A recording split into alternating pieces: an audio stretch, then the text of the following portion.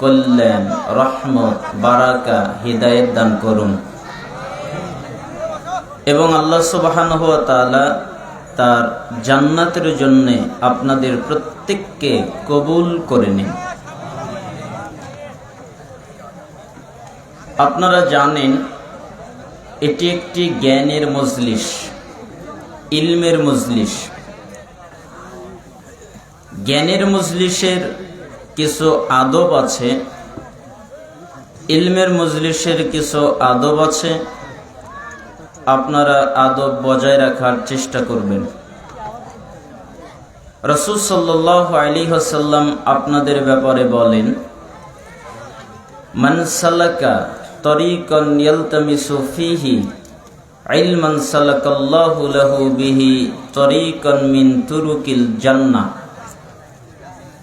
যে ব্যক্তি জ্ঞান অর্জন করার জন্যে, ইলম অর্জন করার জন্যে, বিদ্যা অর্জন করার জন্যে কোনো জায়গায় যায়, কেন যায়?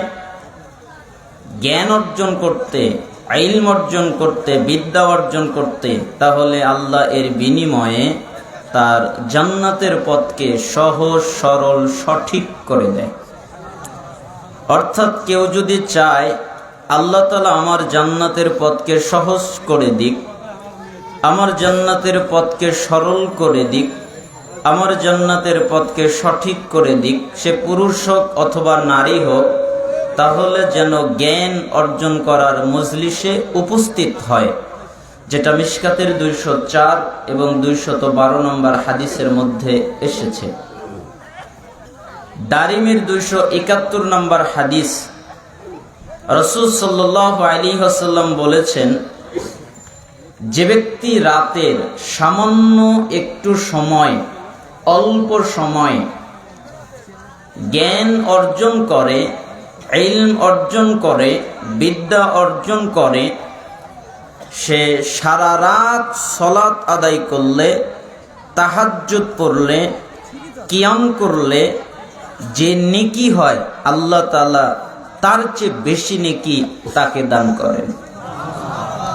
তার মানে অত্র হাদিস দ্বারা বোঝা যায় জ্ঞানের মর্যাদা নফল সালাতের চেয়ে আল্লাহর কাছে অনেক গুণ বেশি মর্যাদাবান।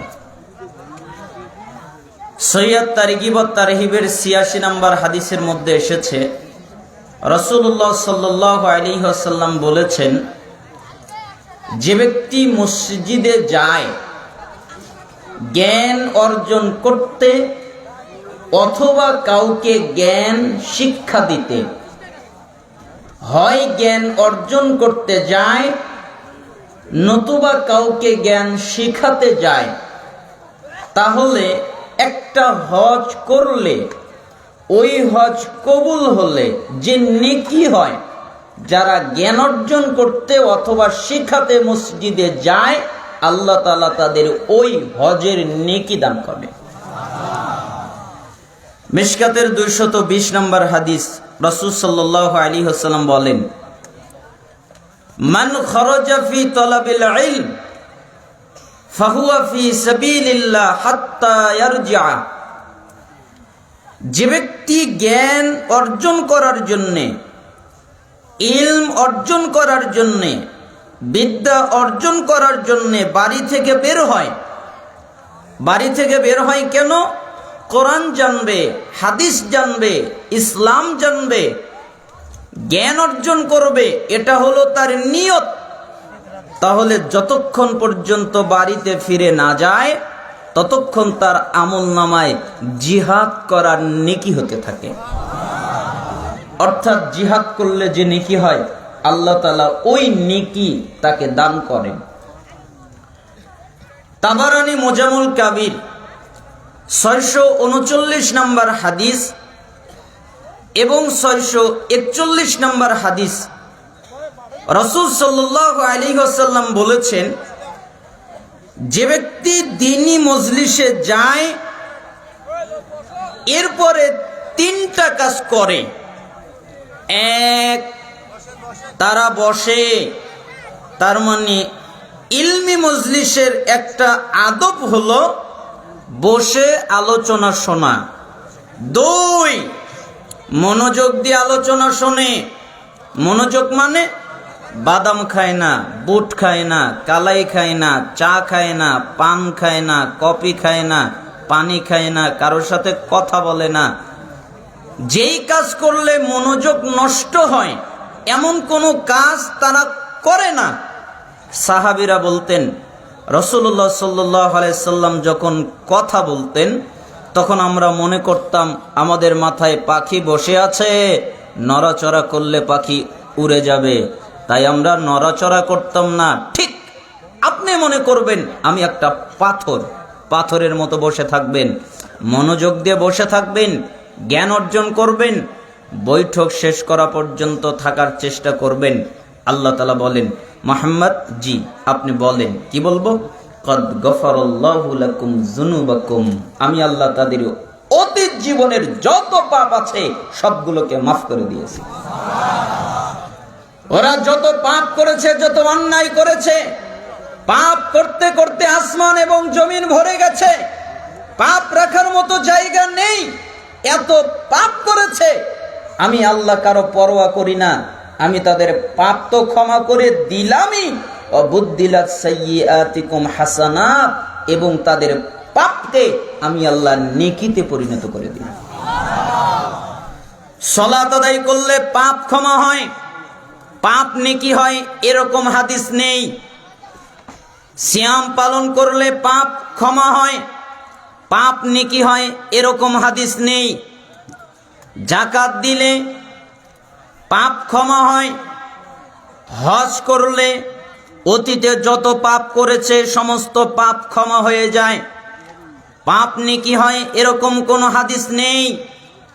জিহাদ করলে, শহীদ হলে অতীতে যত পাপ করেছে তা ক্ষমা হয়ে যায়, পাপ নেকি হয় এরকম কোনো হাদিস নেই। হিজরত করলে তার পূর্বে যত পাপ আছে তা ক্ষমা হয়ে যায়, অথবা সে যদি মুসলিম হয়, ইসলাম ধর্ম কবুল করে, ইসলাম কবুল করে মুসলিম হয়ে যায়, তাহলে পিছনে যত পাপ আছে ক্ষমা হয়ে যায়, পাপ নেকি হয় এরকম কোনো হাদিস নেই। কিন্তু যারা মজলিসে বসে মনোযোগ দিয়ে আলোচনা শোনে, জ্ঞান অর্জন করে, বৈঠকে বসে কোরআন হাদিস শোনে, আল্লাহ তাদের পাপও ক্ষমা করেন এবং পাপকে নেকিতে পরিণত করেন। আপনার এই মনোহরপুর এলাকাবাসী যদি বুঝতো, তারা যদি জানতো, এই হাদিসটা যদি তাদের হিফজ থাকতো, তাদের হৃদয়ে থাকতো, তাদের কলবের মধ্যে থাকতো, তাহলে তারা ভাবতো আমরা তো অনেক পাপ করেছি, অনেক অন্যায় করেছি, যাই না আজকে এই তাফসিরুল কোরআন মাহফিলে বসে আমাদের পাপকে ক্ষমা করে পাপকে নেকি বানিয়ে নিয়ে আসি। অন্তত এই আশা হলেও এই জায়গায় জায়গা দেওয়া সম্ভব হতো না। কিন্তু তারা বোঝেইনি, আমল করা তো পরের কথা। এই জন্য আপনাদেরকে অনুরোধ করছি, জ্ঞানের মজলিসে বসেছেন, মনোযোগ দিয়ে জ্ঞান অর্জন করবেন। আল্লাহ সুবহানাহু ওয়া তাআলা যেন আপনাদের তৌফিক দান করেন। সালাফদের একটা বাণী আপনাদের সামনে একটা উল্লেখ করে কিছু জরুরি পর্যায়ের হাদিস উল্লেখ করার জন্য ইচ্ছা পোষণ করেছি। যেহেতু আমাকে যে বিষয়ে আলোচনা করার কথা বলা হয়েছে তা সালাফের এই বাণীর সাথে সামঞ্জস্যপূর্ণ, এই বাণীর ভিতরে ওই আলোচনাটা ঢুকে পড়ে যায়, তাই আমি তা অনুবাদ করছি। একদিন জামি বায়ানিল ইলমি ওয়া ফাদলিহি এই কিতাবের 1220 নম্বর বর্ণনা, যে ইব্রাহিম ইবনে আদহাম রাহিমাহুল্লাহ, তিনার কাছে একজন লোক আসলেন, এরপরে তাকে জিজ্ঞেস করলেন যে আল্লাহ তো বলেছে, কি বলেছে, যে তোমরা আমাকে ডাকো, আমি তোমাদের ডাকে সাড়া দিব। এ কথা তো আল্লাহ বলেছে। হ্যাঁ বলেছে, কিন্তু আমি আল্লাহকে এত ডাকি, আল্লাহকে এত আহ্বান করি, আল্লাহকে এত প্রার্থনা করি, কিন্তু আল্লাহ আমার ডাকে সাড়া দেয় না, কারণ কি আপনি কি বলতে পারেন? তখন তিনি বললেন, ও বুঝেছি, 5টা অপরাধ তুমি করেছ। যখন কেউ 5টা অপরাধ করে, 5টা গুনাহ করে, তখন আল্লাহ তার ডাকে সাড়া দেয় না। মনে হয় তুমি এই 5টা পাপ করে ফেলেছ। তখন তিনি বললেন, তাহলে বলেন। ইব্রাহিম ইবনে আদহাম রাহিমাহুল্লাহ তখন বললেন, 1, আরাফতুমুল্লাহ ফালাম তুআদ্দু হাক্কাহু, তোমরা আল্লাহর পরিচয় পেয়েছো, আল্লাহর পরিচয় জানো, কিন্তু আল্লাহর হক আদায় করো না, এটা হলো একটা পাপ। আচ্ছা, আপনারা আল্লাহর পরিচয় জানেন না? জোরে বলেন, আল্লাহর অস্তিত্ব আছে না নাই? এক শ্রেণীর লোকেরা বলে যে আল্লাহর কোনো অস্তিত্ব নাই, আল্লাহ হলো নিরাকার। তো আমি বলি, জান্নাতের সবচেয়ে বড় নিয়ামত আল্লাহকে দেখা, তাই না? তা আল্লাহর যদি অস্তিত্ব না থাকে, দেখবে কি? তার মানে আল্লাহর অস্তিত্ব আছে, আল্লাহর হাত আছে, আল্লাহর পা আছে, আল্লাহ কথা বলেন, আল্লাহ শোনেন, আল্লাহ খুশি হন, আল্লাহ রেগে যান। এখন যদি আপনি বলেন হাত পা কেমন, চেহারা কেমন, আল্লাহ কেমন, তখন আমি বলবো আল্লাহর হাত পা যেমন আল্লাহর দরকার তিনি তেমন। ওইটা জানি না, তিনার অস্তিত্ব আছে এটা জানি, তার হাত আছে এটা জানি, তার পা আছে এটা জানি, তার চেহারা ওয়াজ আছে এটা জানি।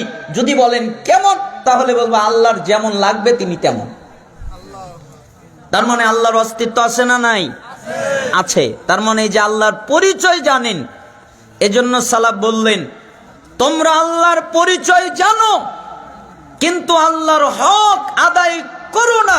আল্লাহর হক কি? আল্লাহর হক হলো একমাত্র আল্লাহর ইবাদত করা, আল্লাহর সাথে কাউকে শরীক না করা, এটাই হলো আল্লাহর হক।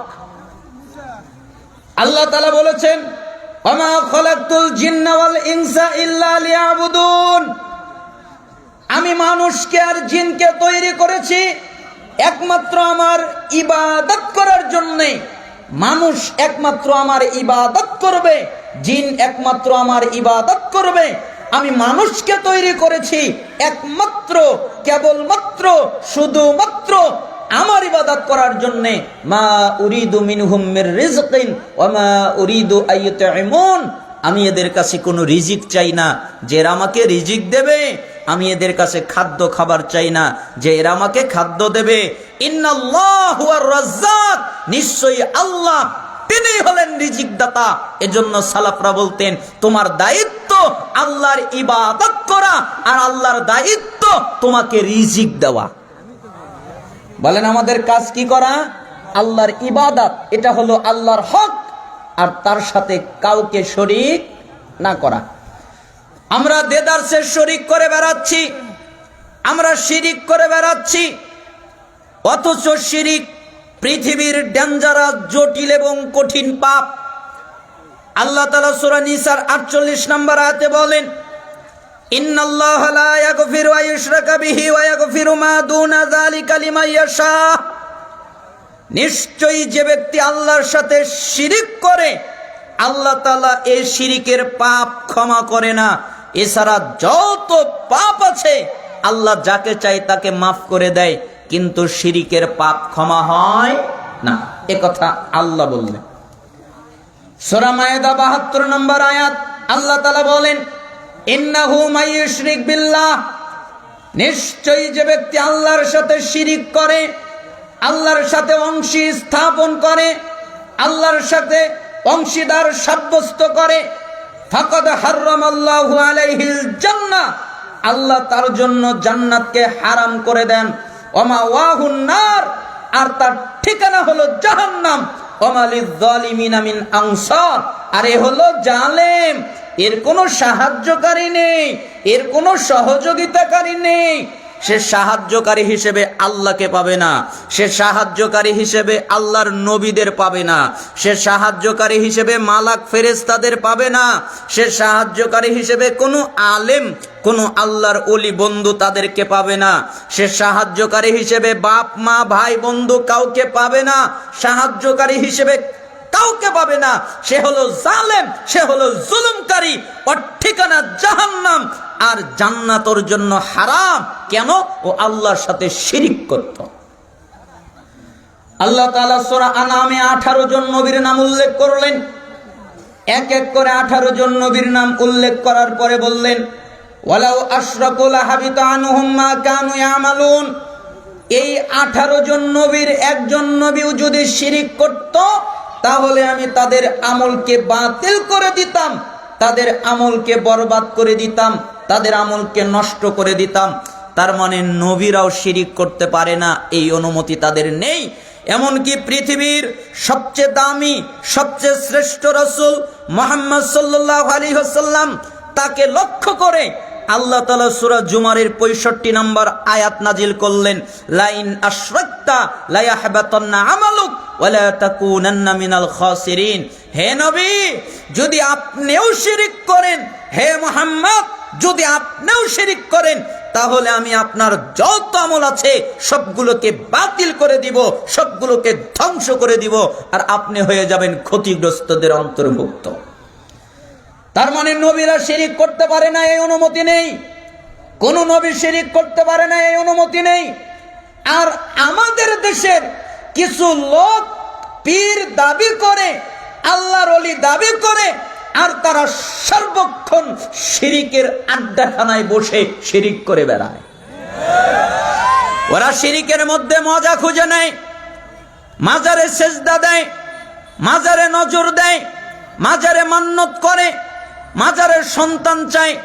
একটা মানুষ সারা জীবন সংক্ষিপ্ত ছোট ছোট আমল করেছে, 5 ওয়াক্ত সালাত আদায় করেছে, আরো যত আমল তার পক্ষে সম্ভব সব করার চেষ্টা করেছে, কিন্তু সে শিরিকের দিকে যায়নি।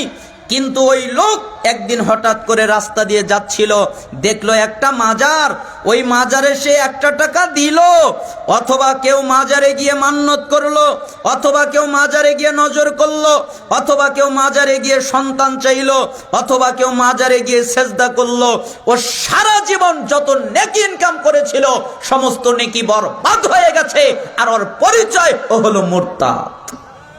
ওর ইসলামে কোনো জায়গা নেই, ওর এক নেকিও নেই। সূরা ফুরকানে আল্লাহ বলেননি 23 নম্বর আয়াতে, ওয়াকাদিমনা ইলা মা আমিলু মিন আমালিন ফাজআলনাহু হাবাআম মানসুরা। আমি তাদের আমলের প্রতি খেয়াল করব, আমি তাদের সালাত দেখব, আমি তাদের যাকাত দেখব, আমি তাদের সিয়াম দেখব, আমি তাদের হজ দেখব, অথবা যত ইবাদত করেছে আমি আল্লাহ সব দেখব। এরপরে দেখার পরে দেখব ইবাদতের মধ্যে শিরিক আছে, এ কারণে আমি তাদের সমস্ত আমলকে বরবাদ করে দিব, বাতিল করে দেব। কেন? শিরিক থাকার কারণে সমস্ত আমল ধ্বংস হয়ে যাবে। এই জন্য আল্লাহ আপনাকে শিরিক করার জন্য, আল্লাহর সাথে অংশ স্থাপন করার জন্য তৈরি করেনি। আল্লাহ আপনাকে একমাত্র কেবলমাত্র তার ইবাদত করার জন্য তৈরি করেছেন। ইয়্যাকা না'বুদু ওয়া ইয়্যাকা নাস্তাঈন। হে আল্লাহ, আমরা একমাত্র তোমারই ইবাদত করি, একমাত্র তোমার কাছে সাহায্য চাই। কুল ইন্না সালাতি ওয়া নুসুকি ওয়া মাহইয়ায়া ওয়া মামাতি লিল্লাহি রাব্বিল আলামিন। হে নবী, আপনি বলে দেন, তাদেরকে জানিয়ে দেন, নিশ্চয় আমার সালাত, নিশ্চয় আমার কুরবানি, নিশ্চয় আমার জীবন, নিশ্চয় আমার মরণ সবকিছু আল্লাহ তাআলার জন্যে। তার মানে আমি যদি জীবন দেই আল্লাহর জন্য দিব, আমি যদি জীবন নেই আল্লাহর জন্য, আমি যদি বেঁচে থাকি তাও আল্লাহর জন্য, আমি যদি সালাত আদায় করি তাও আল্লাহর জন্য, আমি যদি কুরবানি করি তাও আল্লাহর জন্য। মাজারওয়ালার জন্য কুরবানি করার জন্য আল্লাহ আমাকে তৈরি করে নাই। অতএব কেন শিরিক করবে? তাই সালাম বললেন, তোমরা আল্লাহর হক আদায় করো না। আল্লাহর হক কি? আল্লাহর ইবাদত করা, একমাত্র তার দাসত্ব করা, একমাত্র তার বন্দেগী করা, একমাত্র তার ইবাদত করা, তার সাথে কাউকে শরীক না করা, এটাই হলো আল্লাহর হক। ওয়া ক্বারাতুমুল কুরআন ফালাম তা'মালু বিমা ফীহি। 2, তোমরা কোরআনুল কারীম পাঠ করো ঠিকই, তোমরা কোরআন পড়ো, তোমরা কোরআন পাঠ করো, কিন্তু তোমরা কোরআন অনুযায়ী চলো না, তাই না? কোরআন পড়ে, কোরআন পাঠ করে, কোরআন তেলাওয়াত করে, কিন্তু কোরআন অনুযায়ী চলে না। এই কোরআনটা আল্লাহ নাজিল করেছেন বুঝার জন্যে, আমল করার জন্যে, এই কোরআন অনুযায়ী নিজের জীবন রাষ্ট্র পরিচালনা করার জন্যে, কিন্তু এই কোরআন অনুযায়ী আমরা নিজেরা চলি না। কোরআন যে বুঝতে হয় এই বুঝি আমাদের হয় নাই, আমরা মনে করেছি খালি তেলাওয়াত করলেই বেঁচে যাব। অথচ আল্লাহ তাআলা সূরা তাহা 124, 125, 126 নম্বর আয়াত উল্লেখ করেছেন। তিনি বলেন, ওয়ামান আরাদা আন যিকরি ফাইন্না লাহু মাঈশাতান দানকা ওয়া নাহশুরুহু ইয়াওমাল কিয়ামাতি আমা। যে ব্যক্তি আমার এই জিকির থেকে মুখ ফিরিয়ে নিবে, আমার এই স্মরণ থেকে মুখ ফিরিয়ে নিবে, আমার কিতাব কোরআন থেকে মুখ ফিরিয়ে নেবে, আমি তার জীবনকে করে দিব সংকীর্ণ, আমি তার জীবিকাকে করে দিব সংকীর্ণ, আমি তার চালচলনকে করে দিব সংকীর্ণ, তার টোটাল জীবন সংকীর্ণ হয়ে যাবে, দুনিয়া তার জন্য সংকীর্ণ হয়ে যাবে, কবর তার জন্য সংকীর্ণ হয়ে যাবে, আখিরাত তার জন্য সংকীর্ণ হয়ে যাবে। আর যখন আমি তাকে আমার কাছে উঠাবো, অন্ধ করে উঠাবো, কিছু দেখতে পারবে না, অন্ধ হয়ে উঠবে। তাই সে আল্লাহকে বলবে, কালা রব্বি লিমা হাশারতানি আমা ওয়া ক্বাদ কুনতু বাসীরা। হে আমার রব, আজকে আপনি কেন আমাকে অন্ধ করে উঠালেন? আমি যখন দুনিয়ায় ছিলাম চক্ষুওয়ালা ছিলাম, চোখ দিয়ে দেখতে পারতাম, কিন্তু আজকে আমাকে অন্ধ করে উঠালেন কেন? আল্লাহ তাআলা জবাব দিবেন, ক্বালা কাযালিকা তাতকা আয়াতুনা ফানাসিতাহা ওয়া কাযালিকাল ইয়াওমা তুনসা। কেন? যেদিন তোমার কাছে আমার আয়াত গিয়েছিল, আমার নিদর্শন গিয়েছিল, আমার কিতাব আল কোরআন গিয়েছিল, ওই দিন তুমি আমার কিতাব থেকে, আমার নিদর্শন থেকে, আমার আয়াত থেকে মুখ ফিরিয়ে রেখেছিলে। ঠিক আজকের দিনে আমি আল্লাহ তোমার থেকে মুখ ফিরিয়ে নিলাম। আচ্ছা, আল্লাহ যদি মুখ ফিরিয়ে নেয়, বাঁচার কোন উপায় আছে? কোন উপায় নেই। কোরআন যদি আপনার সাথী হয় তাহলে আপনার জন্য ভালো, আর কোরআন যদি আপনার সাথী না হয় তাহলে আপনার জন্য আর একটা সাথী আছে, সেটা হলো শয়তান। কে সাথী? শয়তান। আল্লাহ শয়তানকে আপনার জন্য পার্মানেন্ট লাগিয়ে দিবেন। সূরা যুখরুফ পড়েন, 36 নম্বর আয়াত দেখেন, আল্লাহ তাআলা বলেন, ওয়া মান ইয়াশু আন যিকরির রহমান নুকাইয়িদ লাহু শাইতানা ফাহুয়া লাহু কারিন। যে ব্যক্তি আমার এই জিকির থেকে, আমার কোরআন থেকে, কোরআন বোঝা থেকে, কোরআন অনুধাবন থেকে, কোরআন পড়া থেকে, আমার এই কোরআন বোঝা থেকে মুখ ফিরিয়ে নেবে, আমি তার সাথে একটা শয়তানকে লাগিয়ে দিব। ফাহুয়া লাহু কারিন। ফলে শয়তান হয়ে যাবে তার সাথী, শয়তান হয়ে যাবে তার বন্ধু। কেউ যদি কোরআনকে ত্যাগ করে তাহলে শয়তান তার সাথী। পৃথিবীতে যারা কোরআন ত্যাগ করেছে তাদের প্রত্যেকের সাথী হলো শয়তান। মুসলমান জাতি আজকে মার খায় কেন? মুসলমান জাতি আজকে অধঃপতনে কেন? মুসলমান জাতির যতগুলো কারণে তারা নিজেরা অধঃপতনে চলে গেছে, অন্য অন্য জাতির বিরুদ্ধে যেতে পারেনি। মুসলমান জাতি হলো বীরের জাতি। মুসলমান জাতিকে দেখে অন্য জাতির লোকেরা ভয়ে থরথর করে কাঁপতো। যখন শুনতো এরা মুসলিম, তখন অন্য জাতিরা ভয়ে ভয়ে কাঁপতো, তারা ভয় পেয়ে যেত। কিন্তু মুসলমান জাতি তাদের দেখে ভয় পেত কেন? কারণ তখনকার মুসলিমদের কাছে কোরআন ছিল, তারা কোরআন অনুযায়ী জীবন পরিচালনা করত। কিন্তু আমাদের কাছে কোরআন আছে, আমরা কোরআন অনুযায়ী জীবন পরিচালনা করি না, অভিশপ্ত হয়ে গেছি। তাই অন্য জাতিকে দেখে, যেই মুসলমানদের দেখে অন্য জাতিরা ভয়ে থরথর করে কাঁপতো, মুসলমান জাতি আজকে অন্য জাতিকে দেখে ভয়ে থরথর করে কাঁপে। উল্টে গেছে। কেন উল্টে গেছে? এই কোরআনকে ছেড়ে দেওয়ার কারণে। অতএব এই কোরআনকে ধরে রাখেন, এই কোরআন অনুযায়ী নিজে পরিচালিত হওয়ার চেষ্টা করেন। আল্লাহ তাআলা বাইরে শোনা যাচ্ছে না, যারা মাইকের কাজ করছেন অপারেটর এবং যে আছেন, আপনি একটু মাইকটা দেখেন কোন মাইকগুলো নষ্ট হয়ে গেছে। তার মানে বোঝা যাচ্ছে এই কোরআন অনুযায়ী আপনাকে পরিচালিত হতে হবে, আপনাকে চলতে হবে। আল্লাহ তাআলা নবী পাঠালেন মুহাম্মদ সাল্লাল্লাহু আলাইহি সাল্লাম উম্মতের জন্য শাফায়াত করবেন, একথা আমরা জানি। উম্মতের জন্য সুপারিশ করবেন, একথা আমরা জানি। কিন্তু তিনি আরেকটি কাজ করবেন, মুহাম্মদ সাল্লাল্লাহু আলাইহি সাল্লাম তার উম্মতের বিরুদ্ধে মামলা দায়ের করবেন। কি দায়ের করবেন? মামলা দিবেন। শুধু শাফায়াত করবেন, শুধু সুপারিশ করবেন, এটাই শুধু নয়, মামলাও করবেন। সূরা ফুরকান 30 নম্বর আয়াত পড়েন, আল্লাহ তাআলা বলেন ওয়াকালা রাসূল, সেদিন রাসূল বলবেন ইয়া রাব্বি, হে আমার রব, ইন্না কওমি ইত্তাখাযু হাযাল কুরআনা মাহজুরা, আমার জাতির লোকেরা কোরআনকে পরিত্যাজ্য করেছে, কোরআনকে পরিত্যাগ করেছে, এই কারণে আমি আজকে তাদের বিরুদ্ধে মামলা দায়ের করলাম। তার মানে যারা কোরআন পরিত্যাগ করে, যারা কোরআন পরিত্যাজ্য করে, এদের বিরুদ্ধে মুহাম্মদ সাল্লাল্লাহু আলাইহি সাল্লাম মামলা দায়ের করবেন। এই আয়াত বোঝাতে গিয়ে ইমাম ইবনে তাইমিয়া রাহিমাহুল্লাহ বলেন, যারা শুধু কোরআন তেলাওয়াত করে, ভাই উল্টা পাল্টা বুঝিয়েন না, মিডিয়ার ভাইরা উল্টা পাল্টা কাটিয়েন না, কথার আগে পরে বোঝার চেষ্টা করেন। যারা শুধুমাত্র কোরআন তেলাওয়াত করে, কোরআন বোঝে না এবং ওই অনুযায়ী আমল করে না, ইমাম ইবনে তাইমিয়া তিনি বলেছেন তারা কোরআন পরিত্যাগকারী। যারা শুধুমাত্র কোরআন তেলাওয়াত করে, কোরআনটা বোঝেও কিন্তু ওই অনুযায়ী আমল করে না, এরাও হলো কোরআন পরিত্যাগকারী। তাহলে কোরআন গ্রহণকারী কে?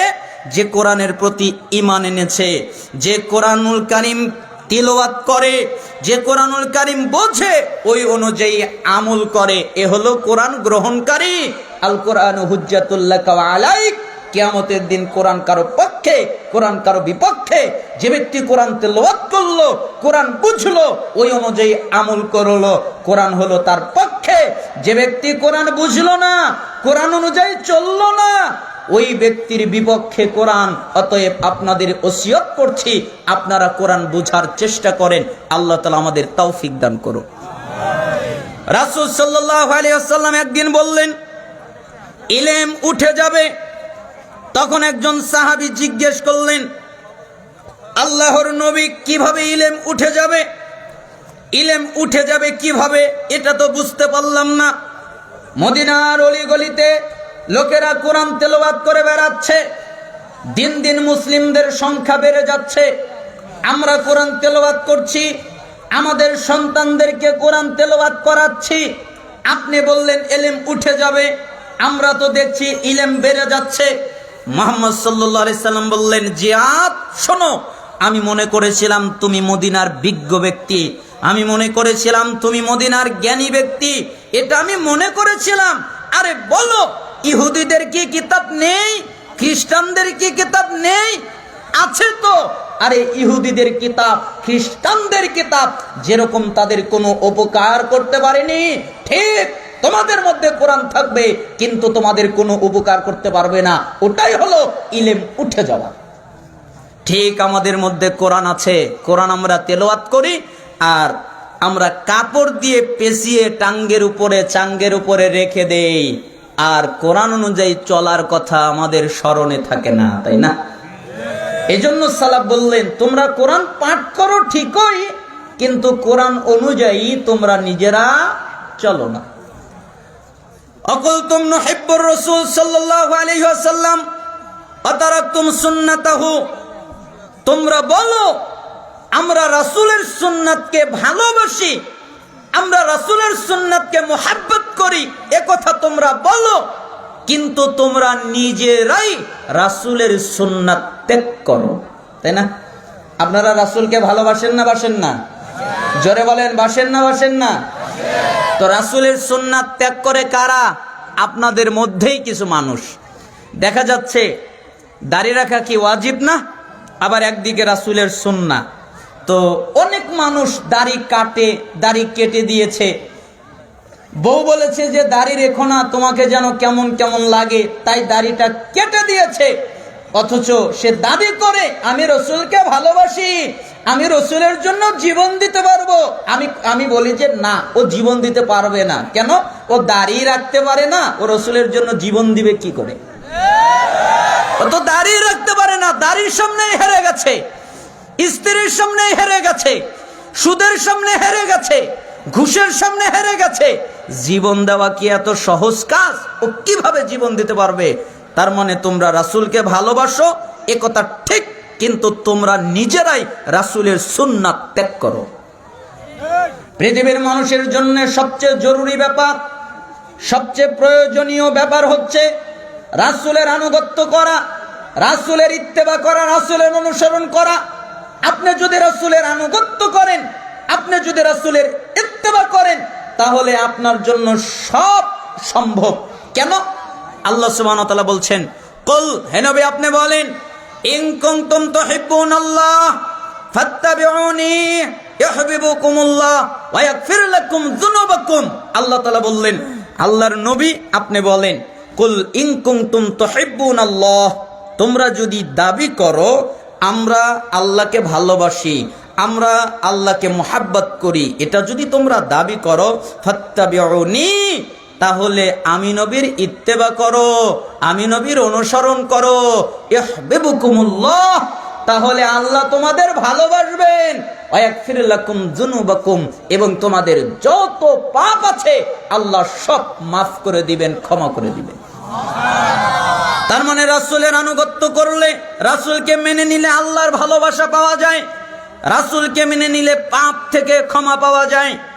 এমনকি হাদিসের মধ্যে, কোরআনের আয়াতের মধ্যে সূরা নূরের 52 নম্বর আয়াত, আল্লাহ তাআলা বলেন, ওমাইতি আল্লাহ ওয়া রাসূলহু ওয়া ইয়াখশাল্লাহ ওয়া ইয়াত্তাকিহি ফাউলাইকা হুমুল ফাইজুন। যে ব্যক্তি আল্লাহর আনুগত্য করে, রাসূলের আনুগত্য করে, আল্লাহকে ভয় করে চলে, আমি কিভাবে সুদ খেতে পারি আল্লাহ দেখছেন, আমি কিভাবে ঘুষ খেতে পারি আল্লাহ দেখছেন, আমি কিভাবে অন্যায় করতে পারি আল্লাহ দেখছেন, আমি কিভাবে জুলুম গীবত করতে পারি আল্লাহ দেখছেন। যে ব্যক্তি আল্লাহকে ভয় করে এবং প্রবৃত্তির কামনা বাসনা থেকে বেঁচে চলে, তাকওয়া অবলম্বন করে, তাকওয়া অবলম্বন করে চলে, ফাউলাইকা হুমুল ফাইজুন, এরা হলো সফল কাম। এরা কি? সফল কাম। আল্লাহ তাদেরকে সফলতা দান করলেন। আর নিসার 13 নম্বর আয়াত, সূরা ফাতহের 17 নম্বর আয়াত, যারা রাসূলের আনুগত্য করে আল্লাহ তাদের এমন জান্নাত দান করবেন যে পায়ের নিচ দিয়ে নদী প্রবাহিত হবে। কেন? রাসূলের আনুগত্য করেছে তাই। সূরা আরাফ 158 নম্বর আয়াত, আল্লাহ তাআলা বলেন, ফাআমিনু বিল্লাহি ওয়া রাসূলিহিন নাবিয়্যিল উম্মিয়্যি আল্লাযী ইউমিনু বিল্লাহি ওয়া কালিমাতিহি ওয়াত্তাবিউহু লাআল্লাকুম তাহতাদুন। তোমরা ঈমান আনো আল্লাহর প্রতি এবং আল্লাহর বার্তাবাহক উম্মি নবীর প্রতি। যে নবী আল্লাহর প্রতি ঈমান এনেছেন, আল্লাহ যে কিতাব নাজিল করেছেন ওই কিতাবের প্রতি ঈমান এনেছেন, ওয়াত্তাবিউহু, তোমরা এই নবীর আনুগত্য করো, তোমরা এই নবীর অনুসরণ করো, তোমরা এই নবীর আনুগত্য করো, লাআল্লাকুম তাহতাদুন, তাহলে তোমরা হিদায়াত প্রাপ্ত হবে। বলেন তো রাসূলের আনুগত্য করলে কি প্রাপ্ত হবে? হিদায়াত। আল্লাহ তাআলা তোমাকে হিদায়াত দান করবেন। তো আমি বলি, একটা মানুষের যদি এই কয়টা জিনিস থাকে তার কিছু আর লাগার প্রয়োজন নেই। 1, আল্লাহর ভালোবাসা, 2, হিদায়াত, 3, পাপ থেকে ক্ষমা, 4, জান্নাত। তার আর কিছু লাগবে? আবার ভালো করে বোঝেন। 1, আল্লাহর ভালোবাসা, 2, হিদায়াত, 3, পাপ থেকে ক্ষমা, 4, জান্নাত। তার কি আর কিছু লাগার প্রয়োজন আছে? সফলতার জন্য তার যা প্রয়োজন 4টি কথার মধ্যে ঢুকে পড়ে গেছে। রাসূলের আনুগত্য করলে আরো অনেক সফলতা আছে। আমি মৌলিক 4টা আপনাকে বুঝাতে চাচ্ছিলাম যে রাসূলের আনুগত্য করাটা কতটা জরুরি এবং কতটা প্রয়োজনীয়, যে রাসূলের আনুগত্য করলে আপনি সফল। এই জন্য আপনার আর আমার জীবনকে রাসূলের অনুসরণের মাধ্যমে আমাদের জীবন পরিচালনা করতে হবে, ঠিক না? ইরবাদ বিন সারিয়া রাদিয়াল্লাহু আনহু তিনি বলেন, ওয়াদানা রাসূলুল্লাহ সাল্লাল্লাহু আলাইহি ওয়াসাল্লাম মাউইযাতান ওয়াজিলাত মিনহাল কুলুব ওয়া যারাফাত মিনহাল উয়ুন ফাকুলনা ইয়া রাসূলুল্লাহ কান্নাহা মাউইযাতু মুআদ্দিন ফাআউসিনা। একদিন রাসূল সাল্লাল্লাহু আলাইহি ওয়াসাল্লাম আমাদের মধ্যে বের হয়ে আসলেন। এরপরে তিনি এমন আলোচনা করলেন, তাতে আমাদের অন্তরটা ভয় পেয়ে গেল, আর আমাদের চক্ষু দিয়ে পানি পড়তে লাগলো। আমরা ভয় পেয়ে গেলাম, আর আমাদের চোখ দিয়ে পানি পড়তে লাগলো। তাই আমরা জিজ্ঞেস করলাম, আল্লাহর নবী, মনে হচ্ছে এটা বিদায় নসিহত। এই যে একটা হাদিস, আবু দাউদের 4607 নম্বর হাদিস, তিরমিজি 2676 নম্বর হাদিস, ইবনু মাজার 43 নম্বর হাদিস, ইবনু হিব্বানের 5 নম্বর হাদিস, সহিহ তারগিব ওয়াত তারহিবের 37 নম্বর হাদিস। এই হাদিস বলে, ওয়াদানা রাসূলুল্লাহ সাল্লাল্লাহু আলাইহি ওয়াসাল্লাম মাউইযাতান ওয়াজিলাত মিনাল কুলুব ওয়া যারাফাত মিনহাল উয়ুন, যে মহিলা প্যান্ডেল ভর্তি একটু চেপে চেপে আপনারা বসবেন। আল্লাহ সুবহানাহু ওয়া তাআলা আপনাদের জান্নাতের মেহমান হিসেবে কবুল করুন। মা বোনেরা আপনারা বসেন, এবং আরো যারা মা বোনেরা এসেছে তাদেরকে বসার সুযোগ করে দেন। আল্লাহ সুবহানাহু ওয়া তাআলা আপনাদেরকে জান্নাতের জন্য কবুল করে নিন। তার মানে এই হাদিস দ্বারা এক শ্রেণীর লোক বলছে যে সুর দিয়ে কথা বলা বৈধ। কেন? আল্লাহর নবী বলেছেন যে তিনি যখন আলোচনা করলেন তখন অন্তর ভয় পেল আর চোখ দিয়ে পানি পড়তে লাগলো। তো আমি যখন যেদিন এই হাদিসের ব্যাখ্যা শুনলাম, তখন আমি বললাম, কিভাবে অপব্যাখ্যা হয় গো? অপব্যাখ্যা হলে কি এরকম অপব্যাখ্যা হয়? আমার পাশে একজন বিখ্যাত শায়েখ বসে আছেন। পরের বাক্যে আল্লাহর নবীর সাহাবী বলছেন যে আল্লাহর নবী মনে হচ্ছে বিদায় নসিহত, মনে হচ্ছে শেষ বাক্য, মনে হচ্ছে এরপরে আর আলোচনা করবেন না, এটা বিদায় নসিহত, এটা মনে হচ্ছে। আচ্ছা আপনি বলেন তো, আপনারা যদি জানতে পারেন যে আপনার বাপ মারা যাবে, আপনার চাচা মারা যাবে, আপনার কাকা মারা যাবে, ওগুলো দূরে বাদ দিলাম, আপনার বাপ মারা যাবে, আপনার ছেলে মারা যাবে, আপনার মা মারা যাবে, আপনি যদি এটা জানতে পারেন, তাহলে কাঁদবেন না হাসবেন? জোরে বলেন, কাঁদবেন না হাসবেন? তো আপনি আপনার মাকে যত ভালোবাসেন, আপনি আপনার সন্তানকে যত ভালোবাসেন, আপনি আপনার নিজেকে যত ভালোবাসেন, তার চেয়ে বেশি সাহাবীরা নিজের চাইতেও, নিজের জীবনের চাইতেও মুহাম্মদ সাল্লাল্লাহু আলাইহি সাল্লামকে বেশি ভালোবাসতেন। তো তিনার মরার কথা শুনলে সাহাবীরা কাঁদবেন না হাসবেন? তাহলে ওই হাদিস এই জায়গায় ফিট হয় না, ওটা আরেক হাদিস। আরেক শ্রেণীর লোকেরা বলছে যে ইবনে মাজার 45 নম্বর হাদিস, এটা পড়লেই তো বোঝা যায় যে রাসূল সাল্লাল্লাহু আলাইহি সাল্লাম যখন খুতবা দিতেন তখন তার কণ্ঠ উঁচু হয়ে যেত, তার চক্ষু লাল হয়ে যেত, তার কণ্ঠস্বর বেড়ে যেত, তার ক্রোধ বেড়ে যেত, মনে হতো তিনি কোনো সৈন্য সামন্তকে ধমক দিচ্ছেন, এই এটা করো সেটা করো, এটা বলতেন। আর আবু দাউদের 3654 নম্বর হাদিস, উরওয়া বলছেন যে একদিন আমি সালাত আদায় করছিলাম, আয়েশা সিদ্দিকা রাদিয়াল্লাহু আনহা বলেন, একদিন আমি সালাত আদায় করছিলাম আর আবু হুরায়রা আমার ঘরের পাশে আসলো, এরপরে এসে কি যেন বলল, আমি তা বুঝতে পারলাম না, তাই সে চলে গেল। আমি উরওয়াকে বললাম, উরওয়া জি তুমি কি বলতে পারো? কি বলবো?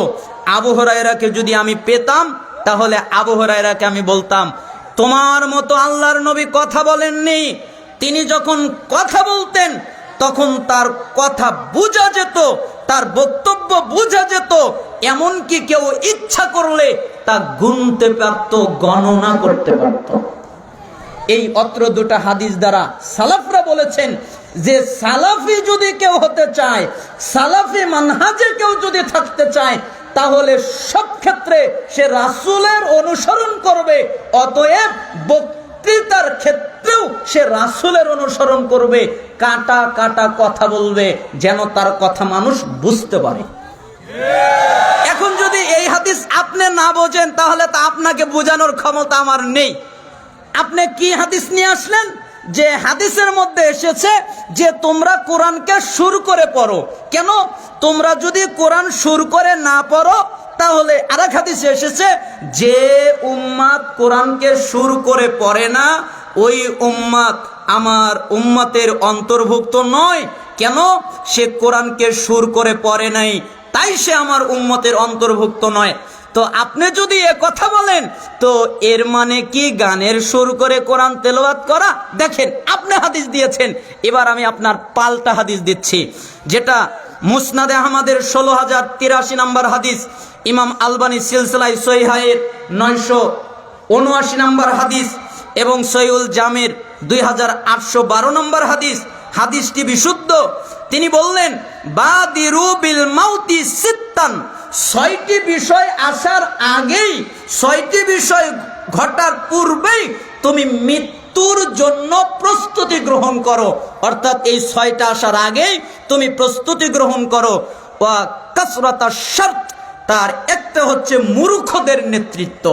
যখন মূর্খরা নেতৃত্ব দেবে, তার আগেই তুমি মৃত্যুর প্রস্তুতি গ্রহণ করো।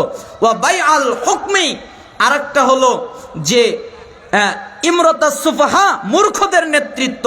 ওয়া কাসরাতাশ শারত, আর হচ্ছে অধিক হারে পুলিশের নিয়োগ। ওয়া বাইআল হুকমি, আরেকটা হলো বিচার ফায়সালায় বিক্রয়, অর্থাৎ বিচার বিক্রি করবে, ফায়সালা বিক্রি করবে, মানে টাকা নিয়ে বিচার করবে, ফায়সালা করবে। আরেকটা হলো রক্তপাতকে মানুষ হালকা মনে করবে, একজন আরেকজনকে মেরে ফেলবে, কিছুই মনে করবে না। আরেকটা হলো আত্মীয়তার সম্পর্ক ছিন্ন করবে, মানুষ আত্মীয়তার সম্পর্ক নষ্ট করবে। আরেকটা হলো বাদ্যযন্ত্রের সুরে কোরআন তেলাওয়াত করবে, যেরকম বাদ্যযন্ত্র দিয়ে সুর তৈরি হয় ওইভাবে তারা কোরআন তেলাওয়াত করবে। তারা কোরআনকে গানের সুরে তেলাওয়াতের জন্য আর কারীদেরকে ভাড়া করে নিয়ে আসবে, তাদেরকে প্রাধান্য দিবে, যদিও তাদের জ্ঞান না থাকে। কেন? তাদের সুর আছে, গানের মতো করে সুর করবে। পত্র হাদিস দ্বারা বোঝা যায় ন্যাচারাল সুর। আল্লাহ আপনাকে যে সুর দিয়েছে, মক্কা মদিনার ইমামদের সালাত দেখেন, তাদের সুর কত চমৎকার। তারা ন্যাচারাল ভাবে কোরআন তেলাওয়াত করে, নিজস্ব সুরে কোরআন তেলাওয়াত করে, সালাত আদায় করে, তারা কোনো ভঙ্গিমা করে না। তার মানে কোরআনও আপনি গানের সুরে অথবা অত্যাধিক বিকৃত করা সুরে আপনি তেলাওয়াত করতে পারবেন না। স্বাভাবিক যেটা সুর, ওই সুরে আপনাকে কোরআন তেলাওয়াত করতে হবে। আর যদি আপনি সালাফদের কথা নিতে চান, সালাফদের ফতোয়া নিতে চান যে এ ব্যাপারে সালাফরা কি বলেছে, তাহলে আমি আপনাকে বলতে চাই এ ব্যাপারে এই হাদিসটা সালাফরা কিভাবে বুঝেছে। যেমন ইমাম বাগাবী রাহিমাহুল্লাহ উনি বলেন যে মাত্রাধিক শব্দকে টেনে এবং গানের সুরে শব্দকে ত্বরান্বিত করে বক্তব্য দেওয়া নিষেধ। দলিল কোথায়? আত-তাহজিব কিতাবের 2য় খণ্ডের 342 নম্বর পৃষ্ঠায় এসেছে। এবং মিশরের একজন সিনিয়র স্কলার শেখ আলী মাহফুজ, ওনার মৃত্যু হয়েছে 1942 সালে। উনি বলেন যে বক্তাদের সুর দিয়ে বক্তব্য দেওয়া নতুন আবিষ্কৃত একটা বিদাত। এই কথাটা এসেছে আল ইবদা ফি মাজারিল ইবতিদা, পৃষ্ঠা নম্বর 45। তার মানে তিনিও দাবি করছেন যে অতীত যুগে এরকম কোনো চিন্তা চেতনা ছিল না, এটা নতুন আবিষ্কার করা। কারণ সাহাবীরা এটা জানতেনই না, সালাফরা এটা জানতেনই না, এটা বুঝতেনই না। অনুরূপভাবে শেখ আবু বকর আবু জায়েদ একই কথা বলেছেন। ইমাম ইবনুল জাওজি উনি সুর করে বক্তব্য দেওয়ার ব্যাপারে চিন্তা করে বলেন, আমি লক্ষ্য করে দেখেছি অনেক ওয়াজ মাহফিলে এমন কিছু ঘটনা ঘটে যাকে সাধারণ মানুষ এবং স্বল্পজ্ঞানী বিদ্বানরা ভুল করে আল্লাহর কাছে নৈকট্য লাভের উপায় মনে করে, অথচ সেগুলো অস্বীকৃত, প্রত্যাখ্যাত মন্দ কাজ। এটি কত আশ্চর্যের বিষয় যে ওয়াজের ময়দানে মানুষ সুর করে বিভিন্ন কায়দায় মিথ্যা কথা, বানোয়াট কথা, মিথ্যা কিচ্ছা, বানোয়াট কিচ্ছা তারা ঢুকিয়ে দেয়। সাইদুল খাতের কিতাবের 107 নম্বর পৃষ্ঠায় এসেছে। মোহাম্মদ রশিদ রেজা রাহিমাহুল্লাহ সুর দিয়ে বক্তব্য দেওয়ার বিধান উল্লেখ করতে গিয়ে লম্বা একটি কথা উল্লেখ করলেন। তিনি বললেন, ইমাম মুসলিম, ইমাম ইবনু মাজা এবং প্রখ্যাত সাহাবী জাবের বিন আব্দুল্লাহ হতে বর্ণিত হয়েছে, রাসূল সাল্লাল্লাহু আলাইহি সাল্লাম যখন ভাষণ দিতেন তখন তার চক্ষুদয় লাল হয়ে যেত, তার আওয়াজ উঁচু হয়ে যেত, তার ক্রোধ কঠিন রূপ ধারণ করত, মনে হতো তিনি সৈন্যবাহিনীদেরকে ধমক দিচ্ছেন। মুসলিমের 867 নম্বর হাদিস এটাই হলো খুতবা দেওয়ার সুন্নাতি পদ্ধতি। এই সম্পর্কে এটাই হলো সুন্নাতি পদ্ধতি এবং প্রভাব এবং উপদেশের ক্ষেত্রে এর মাধ্যমে সফলতা আশা করা যায়। এটাই হলো সারয়ী পদ্ধতি। এর বিপরীতে যা কিছু আছে সব হলো মাকরু এবং অপছন্দনীয়, এবং এর মধ্যে সবচেয়ে ঘৃণিত, সবচেয়ে খারাপ, সবচেয়ে জঘন্য মাকরু হলো সুর করা। যেমন কিছু তুর্কিরা আছে এবং আরো অন্য দেশের লোকেরা আছে, যদি বলা হয় যে খুতবায় এসব সুর করা হারাম, তবে এটা উদ্ভট কথা নয়, এটা বাজে কথা নয়, কেননা তা বিশুদ্ধ সূত্রে প্রমাণিত। সুন্নাহর বিপরীত হওয়ার পাশাপাশি কিছু ক্ষেত্রে হলেও কাফেরদের সাথে সাদৃশ্যপূর্ণ তাদের ধর্মীয় বক্তব্য এবং তাদের ইবাদত বন্দেগীর ক্ষেত্রে, যদিও তা উদ্দেশ্যগতভাবে কাফেরদের সাদৃশ্যপূর্ণ নয়, এটা তারা উদ্দেশ্য নেয় না, তারপরেও এইসব ক্ষেত্রে তাদের বিরোধিতা করার স্বার্থে এগুলো পরিত্যাগ করাটাই কর্তব্য। যখন নবী করিম সাল্লাল্লাহু আলাইহি সাল্লাম আশুরার রোজাকেও তাদের বিরোধিতা করতেন, তাই তিনি যেরকম আলোচনা করতেন, কথা বলতেন, ঠিক ওইভাবে কথা বলাটাই পদ্ধতি সঠিক। আর সুর করা এটা হলো ঘৃণিত মাকরু, আর এটাকে হারাম বললেও দোষণীয় হবে না। মাজাল্লাতুল মিনার খণ্ড 15 পৃষ্ঠা 28। এরকম আরো অনেক দলিল রয়েছে। আপনারা দেখবেন মদিনার একজন বিখ্যাত আলেম শেখ আব্দুল্লাহিল হাদি বিন আব্দুল জলিল আল মাদানি, আমার যখন আপনাদের এলাকায় আসলাম, আপনাদের এলাকায় অনাকাঙ্ক্ষিত ঘটনা ঘটে গেল। এরপরে তিনি পোস্ট করলেন যে সুর দিয়ে আলোচনা করার পক্ষে বিপক্ষে তিনি বিস্তারিত একটা আলোচনা করলেন নেটের মাধ্যমে। জুয়েল মাহমুদ সালাফি ওটাকে ছেড়েছে, আপনারা দেখতে পারেন, সেখানে বিস্তারিত আলোচনা, তিনি আরো অনেক দলিল প্রমাণ দিয়েছে। আমি সংক্ষিপ্তভাবে আপনাকে এতটুকু বলতে চাই, আল্লাহর নবী যেভাবে করতেন আপনি ওইভাবেই করেন, এর ভিতরেই কল্যাণ, এর বাহিরে কোনো কল্যাণ নাই। এজন্যই আল্লাহর নবী সাল্লাল্লাহু আলাইহি ওয়াসাল্লাম বললেন যে তারা সাহাবীরা বললেন, আল্লাহর নবী বের হয়ে আসলেন, আমাদের চোখ দিয়ে পানি পড়তে লাগলো, আমরা কাঁদতে লাগতাম। যেই লোকটা আমার বিরুদ্ধে কথা বললেন, আমি তার গীবত করতে চাই না, দোয়া করি আল্লাহ তাকে হিদায়েত দিক, আল্লাহ তাকে সঠিক বুঝ দিক, আল্লাহ তাকে কল্যাণ দিক, আল্লাহ তাকে রহমত দিক। ওই লোক কতদিন কত জায়গায় আমি আমার গাড়িতে করে নিয়ে এসেছি। আবার অহংকার মনে করিয়েন না, ওই ভাই কিভাবে বাড়িতে যাবে, এক জায়গায় দুই এক জায়গায় মাহফিলে এক জায়গায় পড়েছে, কিভাবে যাবে, আমি তাকে ওইভাবে নিয়ে এসেছি, সহযোগিতা করেছি। তিনি আমাকে মাহফিলে দাওয়াত দিয়ে আমি স্টেজে বসেছি, আর উনি আমার বিরুদ্ধে খালি গুতাচ্ছে যে সুর দিয়ে বক্তব্য দেওয়া হারাম। কে বলে? খালি গুতাচ্ছে, আপনারা দেখেছেন তো। আমি এজন্যই বক্তব্যের মাঠে খালি বললাম যে আল্লাহর নবী এভাবে বলে নাই, সুর দিয়ে বক্তব্য দেয় না। এভাবে বলতে বলতে সভাপতি আমাকে বলল যে আর বলার দরকার নাই, আমি থেমে গেছি, যাইনি, আর একটা বাক্যও বলিনি, আর কোনো কথাও বলিনি। কিন্তু তিনি আমাকে দাওয়াত দিয়ে নিয়ে এসে তিনি আমাকে অপমান করলেন। অসুবিধা নেই, আল্লাহ তাআলা তাকে হিদায়েত দান করুন। আমরা বলতেছিলাম ইরবাদ বিন সারিয়ার হাদিস, একদিন তিনি আলোচনা করলেন, আমাদের চোখ দিয়ে পানি পড়ে গেল, আমরা কাঁদতে লাগলাম, আমরা ভয় পেয়ে গেলাম, মনে হলো বিদায় নসিহত। তাই আমরা আল্লাহর নবীকে বললাম, আল্লাহর নবী আপনি তো চলে যাবেন, তাই আপনি আমাদেরকে উপদেশ করেন। তখন তিনি বললেন, ও সিকুম বিতাকওয়াল্লাহ, আমি তোমাদেরকে আল্লাহকে ভয় করার উপদেশ দিচ্ছি। কেন এই কথা বললেন? আরো কথা বলতে পারতেন, কারণ মুহাম্মদ সাল্লাল্লাহু আলাইহি সাল্লাম জানতেন একটা মানুষের হৃদয়ে যদি আল্লাহর ভয় থাকে তাহলে ও কখনো জিনা করতে পারে না, সুদ খেতে পারে না, মিথ্যা কথা বলতে পারে না, দুর্নীতি করতে পারে না। কেন? ওর হৃদয়ের ভিতরে আল্লাহর ভয় আছে। তাই আল্লাহর নবী এই কথা বললেন, ওয়াসসামাই ওয়াত্তা ওয়া ইন তা'আম্মারা আলাইকুম আবদুন।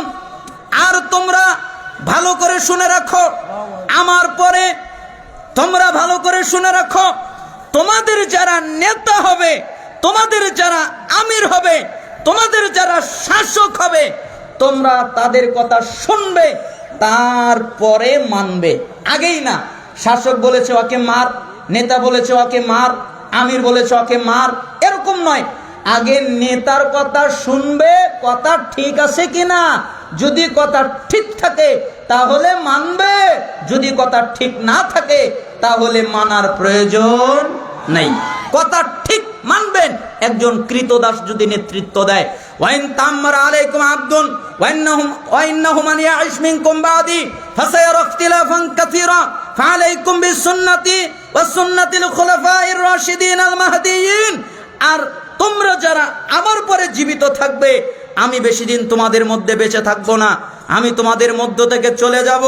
তোমরা যারা আমার পরে জীবিত থাকবে, তোমরা যারা আমার পরে বেঁচে থাকবে, তারা দেখতে পারবে অনেক মতভেদ, অনেক মতানৈক্য, অনেক ইখতিলাফ। ওই ইখতিলাফের সময় তোমাদের উপরে আবশ্যক হলো আমার সুন্নাত আর আমার সাহাবীদের সুন্নাতকে শক্ত করে আঁকড়ে ধরা।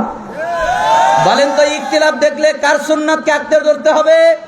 সাহাবীদের সুন্নাতকে আঁকড়ে ধরতে হবে। আপনি যদি দলিল দেন আর যুক্তি দেন যে ইলিশ মাছ খাওয়া এটা হালাল, কে বলেছে? আপনি যদি যুক্তি দেন 3 আঙ্গুল দিয়ে ভাত খাওয়া হালাল, এটা কে বলেছে? তাহলে তা আমিও যুক্তি দিতে পারি যে বিড়ি খাওয়া হারাম, কে বলেছে?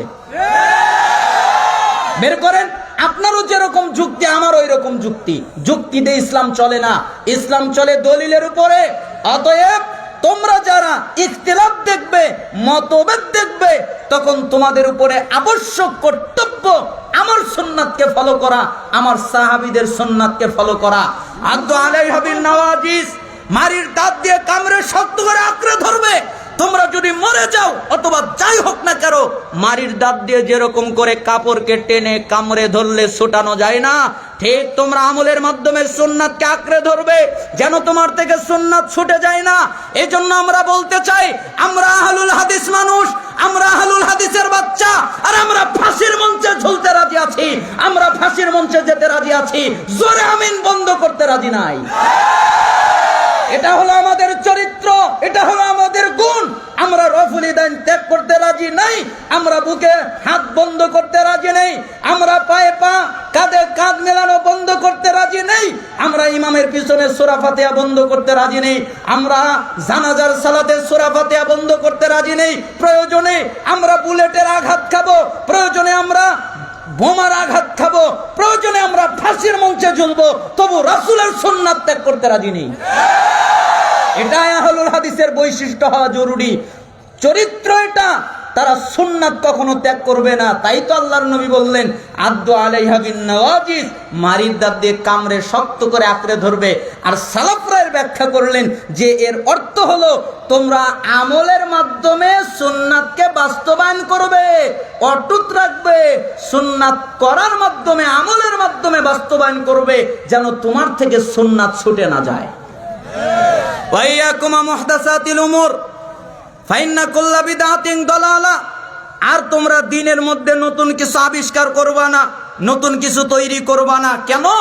দ্বীনের মধ্যে নতুন কিছু আবিষ্কার করা, নতুন কিছু তৈরি করা সবগুলো হলো গোমরাহি, সবগুলো হলো দলালা, সবগুলো হলো ভ্রষ্টতা। আরেক হাদিসে এসেছে, ওয়া কুল্লু দালালাতিন ফিন্নার, আর প্রত্যেক ভ্রষ্টতার পরিণাম হলো জাহান্নাম। আপনি ইবাদত বানালেন কেন? আপনাকে ইবাদত কে বানাতে বলেছে? আপনি ইবাদত বানালেন কেন? আল্লাহর নবী, আল্লাহর নবীর মাধ্যমে ইবাদত দিয়েছেন, আপনি বানালেন কেন? ফরজ সালাতের পরে মুনাজাত নিয়ে মারামারি হয় না? আপনাদের এলাকায় মনে হয় না? আপনাদের গাইবান্ধায় যে হয় না তা আমি বিশ্বাস করি না। মাঝে মধ্যে নেটে দেখি তো তুমুল মারামারি ঝগড়া লাগে মুনাজাত নিয়ে। জায়েজ না জায়েজ এ ফতোয়া পরে, জায়েজ না জায়েজ ফতোয়া পরে দেই। আগে এটা বোঝেন যে ফরজ সালাতের পরে আল্লাহর নবী কিছু কি বলতেন না চুপ থাকতেন? বলতেন না? ফরজ সালাতের পরে আল্লাহু আকবার বলতেন। কি হবে? আল্লাহ মর্যাদা বাড়িয়ে দেবে। আস্তাগফিরুল্লাহ আস্তাগফিরুল্লাহ আস্তাগফিরুল্লাহ 3 বার বলতেন। তাহলে আল্লাহ কি করবেন? তার গুনাহ মাফ করে দিবেন। আল্লাহুম্মা আনতাস সালাম ওয়া মিনকাস সালাম এটা বলতেন। তাহলে কি হবে? আল্লাহ এর বিনিময়ে আল্লাহ সুবহানাহু ওয়া তাআলা তাকে শান্তি দান করবেন। লা ইলাহা মর্মে দুটি দোয়া আছে, পাঠ করতেন, গোলাম আজাদের সওয়াব পাওয়া যাবে।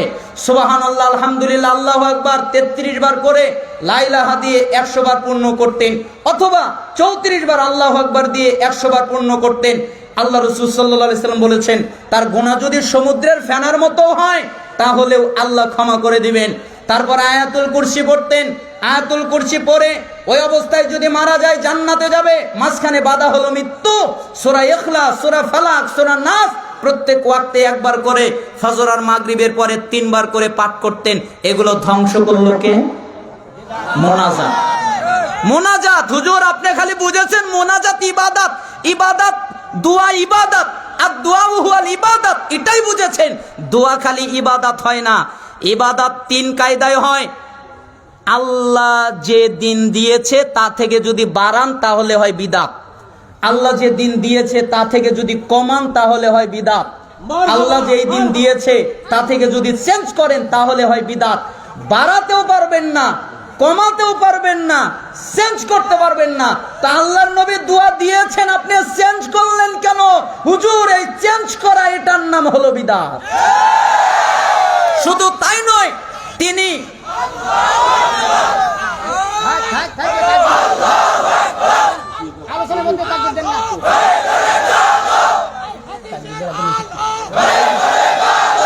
আপনাদের উত্তেজিত আমি করতে চাচ্ছি না, উত্তেজিত হওয়ার প্রয়োজন নেই। আপনারা মনোযোগ সহকারে শুধু বোঝেন, তাই আমার জন্য কল্যাণের ওসিলা হবে। আমরা বলছিলাম যে মুনাজাত আল্লাহর নবী ইবাদত করেছেন, দোয়া করেছেন, তাহলে আমরা বলতে পারি দোয়া করা ইবাদত। যেটা আল্লাহর নবী করেছেন ওই দোয়া করা কি ইবাদত। আল্লাহর নবী জীবনে কি কোনোদিন সাহাবীদেরকে নিয়ে হাত তুলে মুনাজাত করেছেন? আচ্ছা, আপনারা এরকম একটা সহিহ হাদিস বের করেন। আমার জানা আছে সহিহ হাদিস নাই, তাহলে জয়ীফ হাদিস বের করেন। আমার জানা আছে জয়ীফ হাদিস নাই, তাহলে একটা জাল হাদিস বের করেন। আমার জানা আছে জাল হাদিসও নাই, একটা জাল হাদিস বের করেন। যে জাল হাদিসের মধ্যে লেখা আছে যে আল্লাহর নবী সাহাবীদেরকে নিয়ে সম্মিলিতভাবে হাত তুলে দোয়া করলেন, আর আল্লাহর নবী দোয়া করলেন আর সাহাবীরা আমিন আমিন বললেন, এরকম কোনো হাদিস নাই। তার মানে আল্লাহর নবী করে নাই, এই জন্য মুনাজাত বা দোয়া হাত তুলে সম্মিলিত মুনাজাত না করাটা সুন্নাত। আল্লাহর নবী যে জিকির আজকার করেছেন ওই জিকির আজকার করা সুন্নাত। আল্লাহর নবী জিকির আজকার করে নাই, তাই না করার নাম সুন্নাত। তাহলে তোমরা দিনের মধ্যে নতুন কিছু আবিষ্কার করবা না, ধর্মের নামে নতুন কিছু আবিষ্কার করবা না। নতুন কিছু আবিষ্কার করার পদ্ধতি বা দায়িত্ব কে দিল? আপনার যদি এতই দরকার হয়, মানুষ গাড়ি বানিয়েছে, অকটেন দিয়ে চলে, পেট্রোল দিয়ে চলে, গ্যাস দিয়ে চলে, আপনি একটা নতুন আবিষ্কার গাড়ি তৈরি করেন, যে লেটেস্ট মডেলের গাড়ি, এই মডেলের গাড়িতে অকটেনও লাগে না, পেট্রোলও লাগে না, কিছুই লাগে না, গ্যাসও লাগে না, খালি যমুনা থেকে পানি উঠাবে, ভরবে আর চলবে। আপনি গাড়ি বানান, তা আপনি ইবাদত বানাতে গেলেন কেন?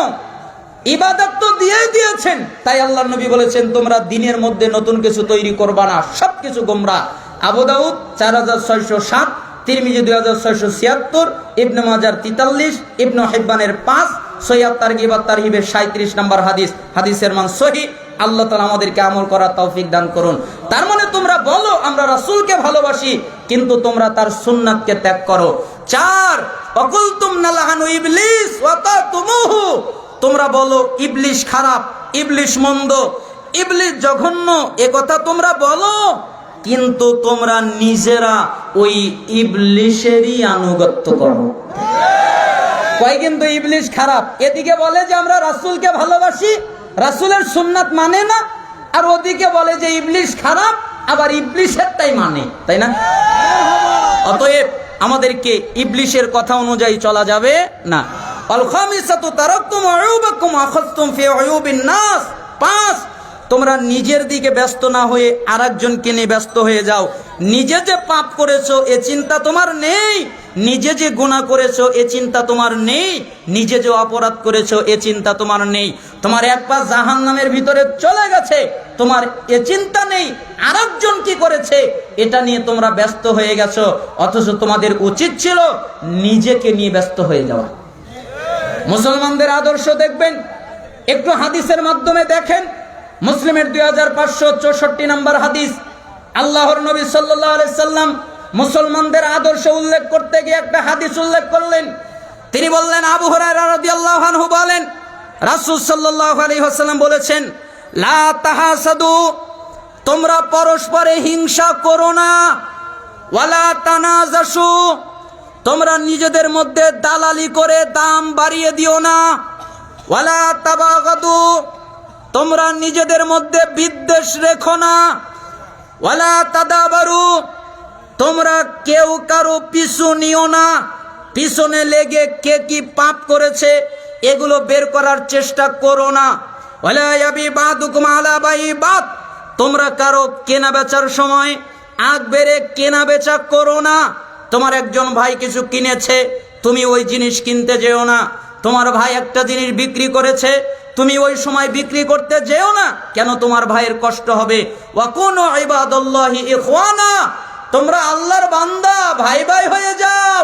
আল মুসলিম আখুল মুসলিম, মুসলমান মুসলমানের ভাই, মায়ের পেটের ভাই যেমন ভাই, একজন মুসলমান আর একজন মুসলমানের তেমন ভাই।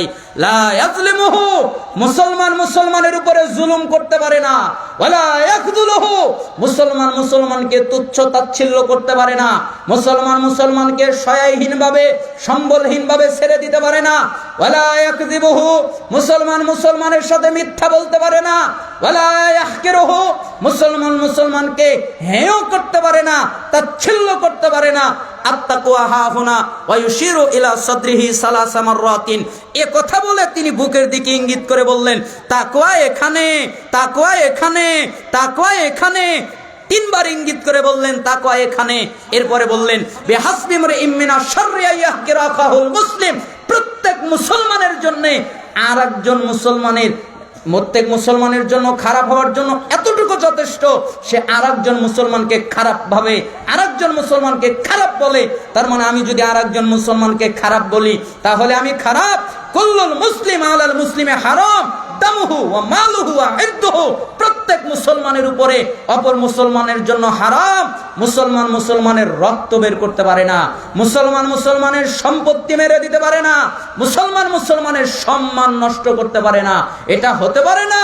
এটা হলো মুসলমানদের আদর্শ, এটা হলো সালাফদের আদর্শ, এটা হলো আহলে হাদিসদের আদর্শ। তার মানে আমি আপনাকে বোঝাতে চাচ্ছিলাম যে নিজেকে নিয়ে চিন্তা করেন, আরেকজনকে নিয়ে চিন্তা করার দরকার নেই। পাঁচটা কথা বললেন। এক, তুমি আল্লাহর পরিচয় পেয়েছো, তার হক আদায় করো না। আল্লাহর হক কি? একমাত্র আল্লাহর ইবাদত করা, তার সাথে কাউকে শরীক না করা। দুই, তুমি কোরআনুল কারীম পাঠ করো ঠিকই, কিন্তু ওই অনুযায়ী চলো না, অথচ তোমার জন্য উচিত হলো কোরআন অনুযায়ী চলা। তিন, তুমি বলো আমি রসুলকে ভালোবাসি, মহাব্বত করি, কিন্তু তার সুন্নাত মানো না, অথচ তোমার জন্য জরুরি হলো তার সুন্নাতকে মেনে নেওয়া। চার, তুমি বলো, এটা তুমি বলে যাও যে ইবলিশ খারাপ, ইবলিশ জঘন্য, কিন্তু মানার ক্ষেত্রে ইবলিশকেই মানো, অথচ তোমার উচিত হলো ইবলিশকে না মানা। পাঁচ, তুমি নিজের দিকে না তাকিয়ে আরেকজনকে নিয়ে ব্যস্ত হয়ে যাও, আরেকজনের দিকে ইঙ্গিত করো, অথচ তোমার উচিত ছিল নিজেকে নিয়ে ব্যস্ত হয়ে যাওয়া। এই পাঁচটা কারণে তোমার দোয়া কবুল হয় না। পাঁচটা পাপ ছেড়ে দাও, আল্লাহ তোমার দোয়া কবুল করবেন। জামি বায়ানিল ইলমিহি ওয়া ফাদলিহি, অত্র কিতাবের 1220 নম্বর বর্ণনা। আল্লাহ তাআলা আমাদেরকে সালাফদের এই বাণীটা বোঝার তৌফিক দান করুন। আমরা বলছিলাম সালাফদের একটা কওল উল্লেখ করে অতঃপর আমরা কিছু হাদিস অনুবাদ করার চেষ্টা করব, কিন্তু আমার সময় তো শেষ। 9:30 বেজে গেছে। না না না না, প্রশ্নের উত্তর দিলে তো ভেজাল লাগে, এজন্য প্রশ্নের উত্তর দিতে চাচ্ছি না। শায়েক আছে, তিনি প্রশ্নের উত্তর দিবে, আমার পরে আছে তিনি দিবেন, সভাপতি সাহেব আছে তিনি দিবেন। আচ্ছা ঠিক আছে, আচ্ছা ঠিক আছে, একটা হাদিস আপনাদের সামনে অনুবাদ করে আমি আমার আলোচনা ছেড়ে দিচ্ছি। যেহেতু আমার নির্দিষ্ট টাইম ছিল হলো 9:15 পর্যন্ত, এখন 9:30 বাজে, 15 মিনিট 16 মিনিট আমি পার করে ফেলেছি। তো যাই হোক, একটা জরুরি হাদিস, এই হাদিসটাকে সালাফরা বলতেন যে এটা হলো একটা আশ্চর্যজনক হাদিস। কেন আশ্চর্যজনক হাদিস? কারণ এরকম হাদিস দ্বিতীয় আর নাই, দ্বিতীয় আর একটাও নাই। কেন? কারণ প্রত্যেকটা হাদিসের মধ্যে আল্লাহর নবী সাহাবীদেরকে ইঙ্গিত করে বলেন, সাহাবীরা এটা করো, উম্মতেরা এটা করো। কিন্তু আল্লাহর নবী এই জায়গায় কোনো ইঙ্গিত করলেন না। এই জায়গায় তিনি আল্লাহর নবীকেই ইঙ্গিত করে জিবরাইল আমিন বললেন। সাহল ইবনে সাদ রাদিয়াল্লাহু আনহু বলেন যে একদিন জিবরাইল আমিন আসলেন, এরপরে জিজ্ঞেস করলেন যে হে আল্লাহর নবী।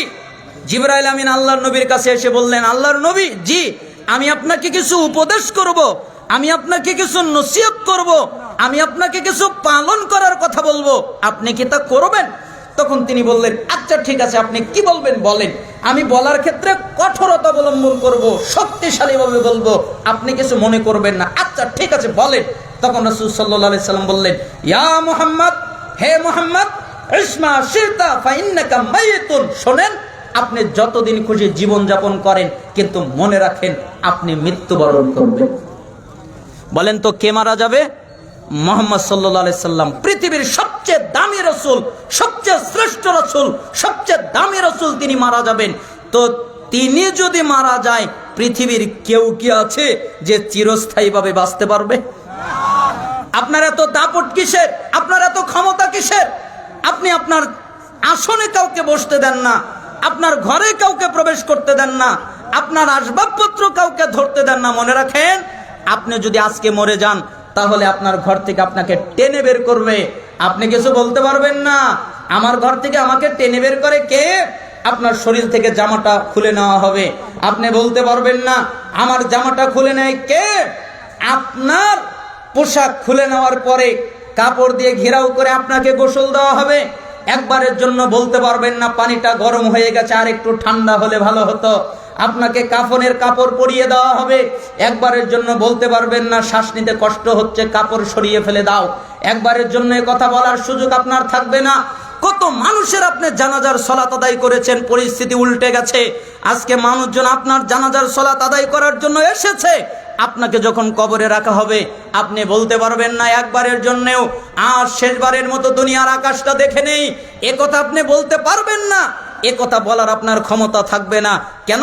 আল্লাহর নবীকে জিবরাইল আমিন বললেন, যতদিন খুশি জীবন যাপন করেন, কিন্তু মনে রাখেন আপনি মারা যাবেন।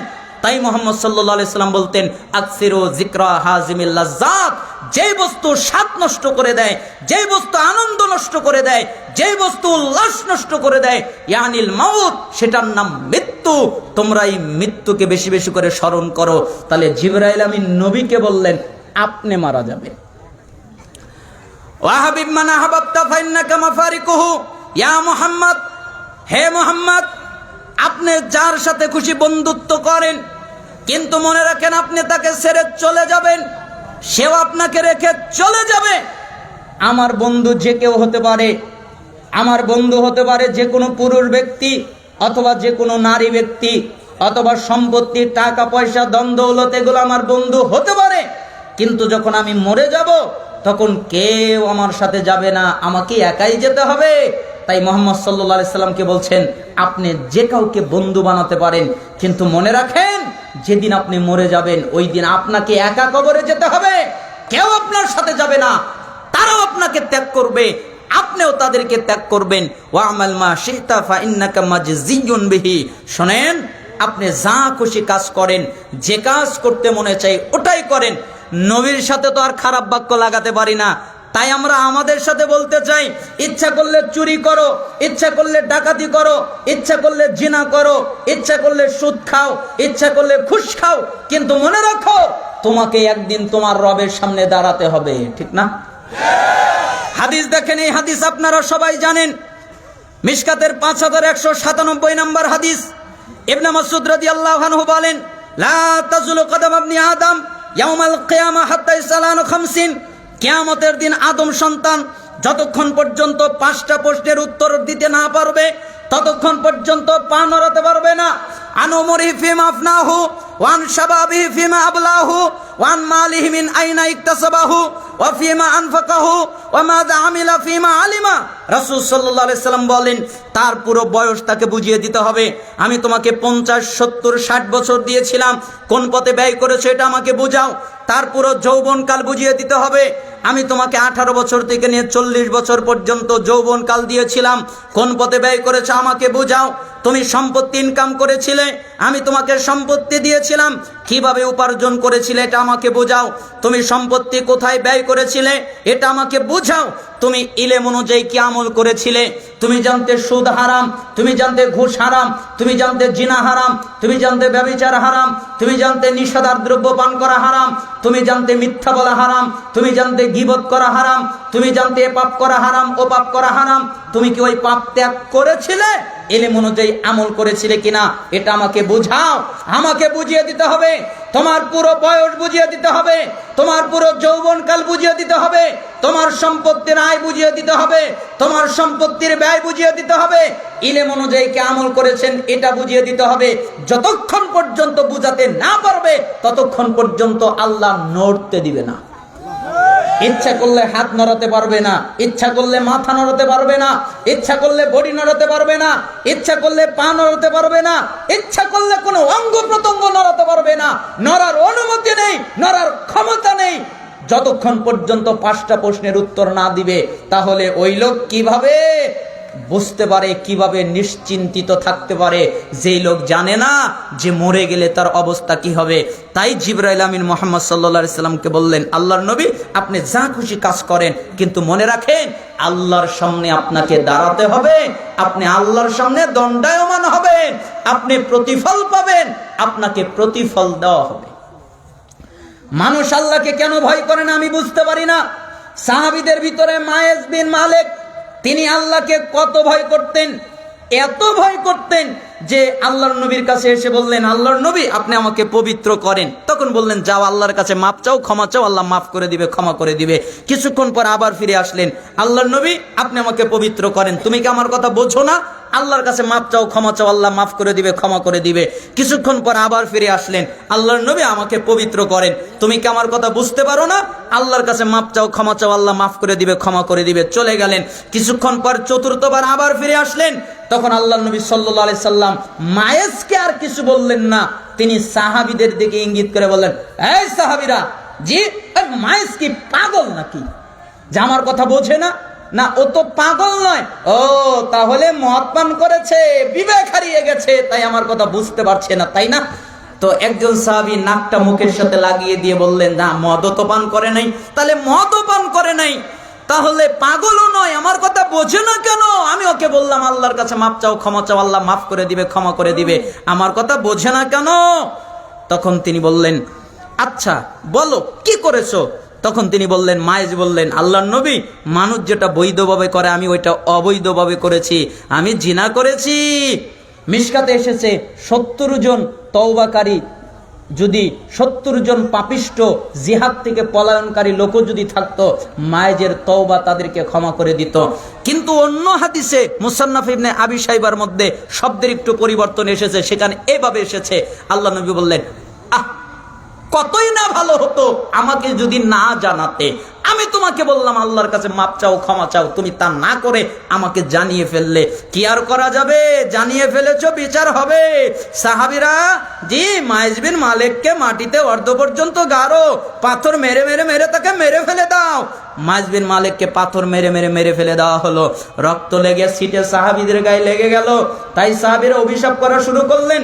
তখন আল্লাহ নবী সাল্লাল্লাহু আলাইহি সাল্লাম কমেন্ট করলেন যে, শোনো, মায়েজ বিন মালিক যে তওবা করেছে, তামাম পৃথিবীতে যত মানুষ আছে সমস্ত মানুষের মধ্যে যদি বন্টন করে দেওয়া হয় তাহলে মায়েজের এক তওবাই যথেষ্ট। আর মিশকাতে এসেছে 70 জন জিহাদ থেকে পালিয়ে এসেছে, তারা অপরাধী, তারাও যদি তওবা করে মায়েজের এই তওবা দিয়ে তাদেরকে ক্ষমা করে দেওয়া হবে। তার মানে মায়েজ বিন মালিক এত তওবা করেছিলেন, আল্লাহকে ভয় পেয়েছিলেন, কারণ তিনি জানতেন আল্লাহর সামনে আমি কি জবাব দিব। আল্লাহর সামনে যদি আমি দাঁড়াই, অতএব দুনিয়াই আমার বিচার হয়ে যাক, আল্লাহর সামনে আমি দাঁড়াতে পারবো না, আমার ভয় করে। মায়েজ বিন মালিকের হৃদয়ে ছিল আল্লাহর ভয়। ওই আগের হাদিস আল্লাহর নবী যেখানে বলেছেন, উসিকুম বিতাকওয়াল্লাহ, আমি তোমাদেরকে আল্লাহকে ভয় করার উপদেশ দিচ্ছি। আমিও আপনাদের উপদেশ দিচ্ছি, আপনারা আল্লাহকে ভয় করেন। পারবেন না? বলেন তো কাকে ভয় করতে হবে? আল্লাহকে।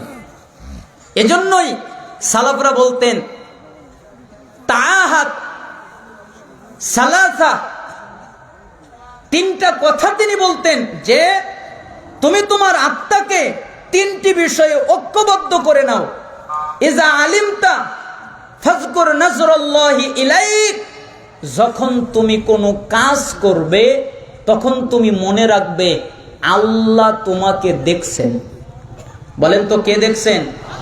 অতএব যেই কাজ করেন না কেন ওই কাজের ক্ষেত্রে আপনি সাবধান থাকবেন, আপনি সতর্ক থাকবেন। আল্লাহ সুবহানাহু ওয়া তাআলা আপনাকে সাবধান এবং সতর্ক থাকার তৌফিক দান করুন। 2 জানুয়ারি 2025, জানুয়ারি মাসের 2 তারিখ, গাইবান্ধার যোধগড় সরকার দারুল হুদা আলিম মাদ্রাসার পশ্চিম পাশে পুলিশ লাইন রোড অর্থাৎ দারসে নিজাম আদর্শ ফুরকানিয়া মাদ্রাসার উন্নয়নকল্পে 2 জানুয়ারি 2025 তারিখ মাহফিল। সেখানে আমি প্রধান বক্তা হিসেবে থাকব। আপনাদেরকে দাওয়াত করছি, আরও অনেক আলেম থাকবেন, আপনারা যাওয়ার চেষ্টা করবেন। আমি কণ্ঠটা আমার খুব ব্যথা, আপনাদের সামনে আমার নির্দিষ্ট সময় পার করে ফেলেছি। সভাপতি সাহেব কিছু কথা বলবেন, আপনারা ক্ষমা সুন্দর দৃষ্টিতে দেখবেন। আল্লাহ আপনাদের কবুল করুন, আল্লাহ আপনাদের প্রোগ্রামকে কবুল করুন। আলোচনা শেষ করতে না পারায় দুঃখিত। আসসালামু আলাইকুম ওয়া রাহমাতুল্লাহি ওয়া বারাকাতুহু।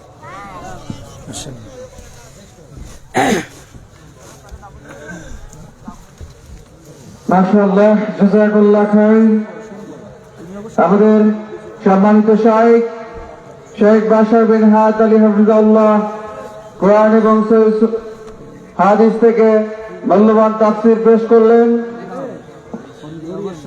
সম্মানিত এলাকাবাসী এবং আপনাদের দৃষ্টি আকর্ষণ করছি, আমাদের পিছন সাইডে যে মোটরসাইকেল এবং সাইকেল রাখছেন এগুলো একটু বের করে দেওয়ার জন্য একটু অনুরোধ করছি। আমাদের জায়গা সংকলন এবং মহিলারা যারা আছেন, মা বোনেরা, আপনারা একটু বসুন এবং অপরকে বসার সুযোগ করে দিন। মা বোনেরা আপনারা একটু চেপে চেপে বসুন।